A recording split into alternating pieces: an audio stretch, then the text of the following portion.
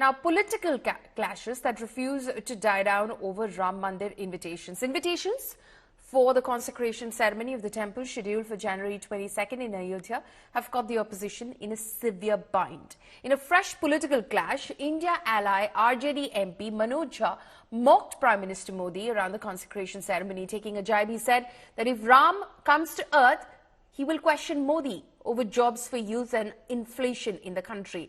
Jha called the temple consecration program an ungraceful display. Hitting out at the opposition, BJP said that those who are frustrated are playing politics in the name of Ram. Hailing the Ram Mandir, the Saffron clan added the country is totally dedicated to Ram, and those who are ignorant of it will also understand its significance soon. सर्वधर्म समभाव, सबके बीच में समन्वय, लेकिन मेरी आस्था मेरी व्यक्तिगत चीज है। इसका सार्वजनिक और भोंडा प्रदर्शन भगवान को भी परेशान करेगा। अगर मर्यादा पुरुषोत्तम सचमुच आज पृथ्वी पे आ जाए 22 तारीख के बाद, प्राण प्रतिष्ठा के बाद, 2-4 सवाल मोदी जी को ही पूछेंगे। मेरे युवाओं का रोजगार कहाँ है? देश में इतनी महंगाई क्यों है? लोगों के बीच में संपत्ति का बंटवारा इस तरह का क्यों है कि 5 समृद्धि के टापू के समक्ष सब लोग नतमस्तक है? ये मर्यादा पुरुषोत्तम भी पूछेंगे।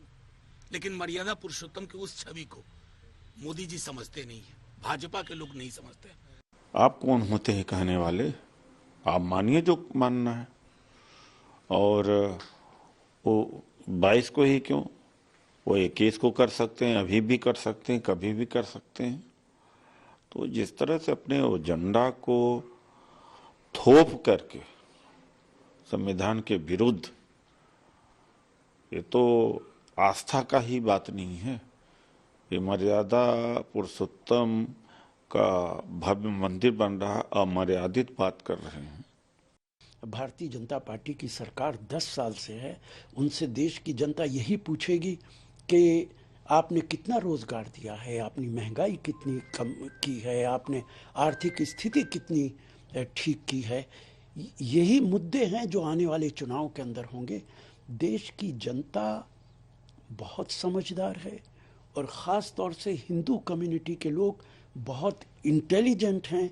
वो भारतीय जनता पार्टी की रग रग से वाकिफ़ हैं कि वो कोई बयान, कोई काम किस वजह से कर रहे हैं, किस कारण से कर रहे हैं, वो अच्छी तरह जानते हैं। बहुत गर्व की बात है पूरे देशवासियों के लिए, और पूरे देशवासियों को इसका जश्न मनाना चाहिए। इसका मेरा मानना है कि इसके लिए खुश होना चाहिए और पूरे सारे देशवासियों को अयोध्या जाके, राम मंदिर जाके एक बार दर्शन करने चाहिए, क्योंकि राम भगवान हम सबके, पूरे देश के भगवान है, सारे देशवासियों के भगवान है।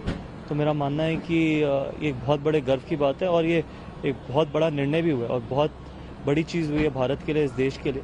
तो सबको इससे खुश होना चाहिए।